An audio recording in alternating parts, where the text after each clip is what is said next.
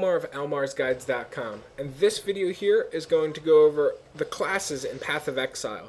So one of the biggest questions and most common questions I get about Path of Exile is, for a new character, what class should I start out playing, or a new player, what class should I start out playing, or, I played X class in Diablo 2 or this class in Diablo 3, and I'm really curious what class in Path of Exile would be the closest to, this class that I used to play. And it pretty much brings me to one big answer every single time. In Path of Exile, the classes don't work like that, in a sense. How the classes work in Path of Exile is pretty much every class can fill every role, to an extent. Now, if you, Path of Exile's skill system is based off of gems, and every class is every character is going to be able to find every type of gem. So you could pick like a Marauder and pretty much cast spells if you would like. Or you can mix it up. You can cast spells as well as use melee abilities or, things of that nature. And that is kind of the essence behind Path of Exile and what makes the game very unique. Now, if you're familiar with Final Fantasy VII and Final Fantasy X, Path of Exile's game is pretty much built around both systems that are incorporated in both of these games. The skill gem system, which I'm showing you a gem right there, is based around materia from Final Fantasy VII. It is literally exactly materia with just a different name.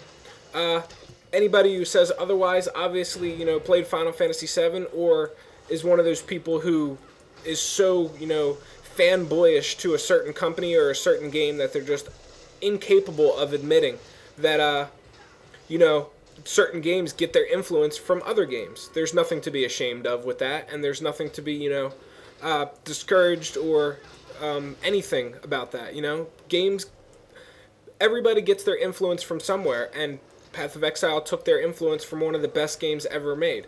And granted, one of the worst Final Fantasies ever made, 10. So, but they pretty much improved upon the Saphir Grid system and in Final Fantasy X and have done a very good job with, incorporating both of these together into the same game. It's just very easy to see that, they were highly influenced by both of these games. And as aforementioned, that's nothing to be ashamed of for the company. They didn't exactly copy the systems, although, they are identical.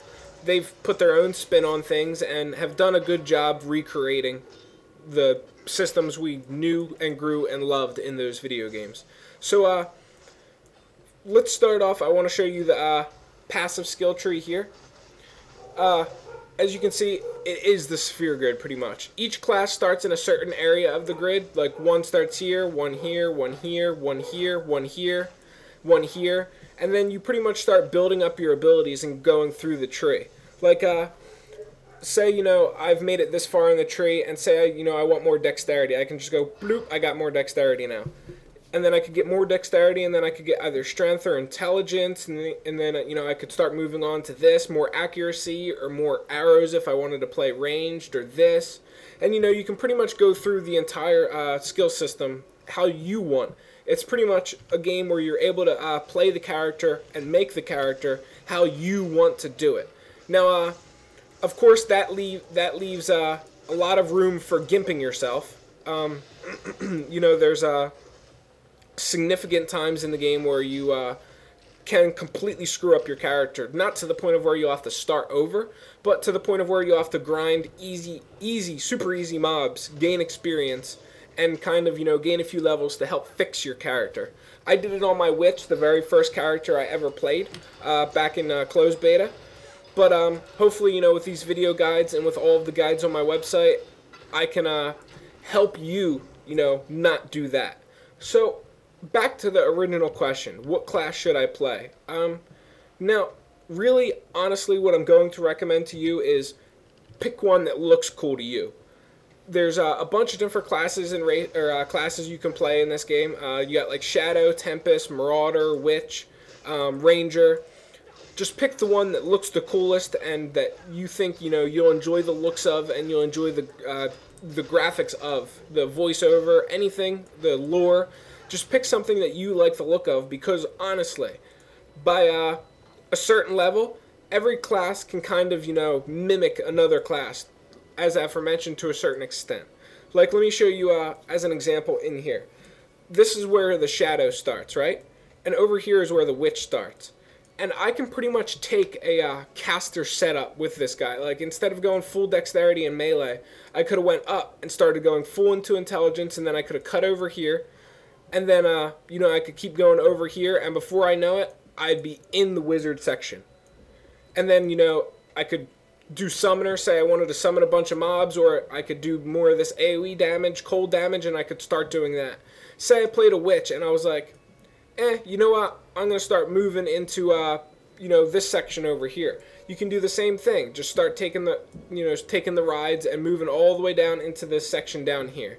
And you can do that with any character in the game. You can just start changing your character and start moving into another class's section, ultimately, eventually making yourself like that class.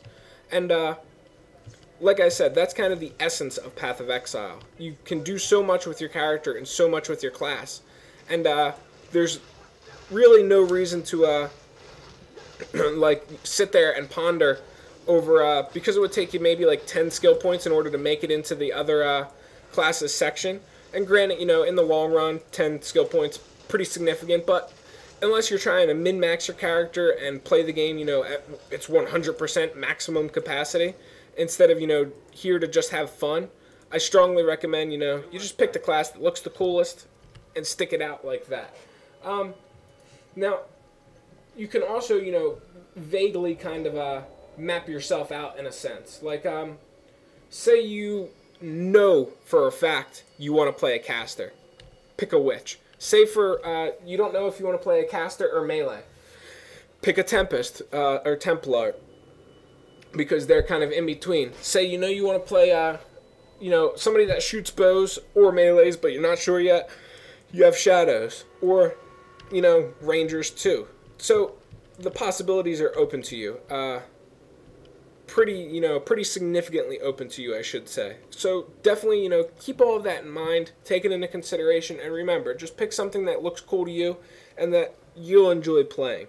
Because if you don't pick a class that looks cool to you and that you enjoy playing, you're just not going to enjoy the game pretty much at all.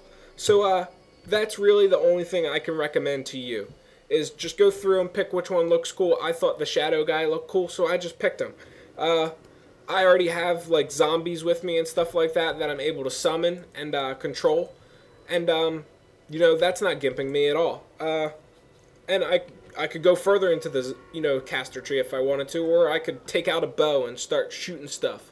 There's you can get respec gems and respec points and stuff like that, and fix your character if you do anything like gimping him or anything like that. So pretty much the world is your oyster in this game. So remember that, and hopefully you guys will enjoy the game as much as everyone else is. So aside from that, I'll catch you guys around. As always, guys, good luck, happy hunting, and can't wait to see you in game. See you guys around.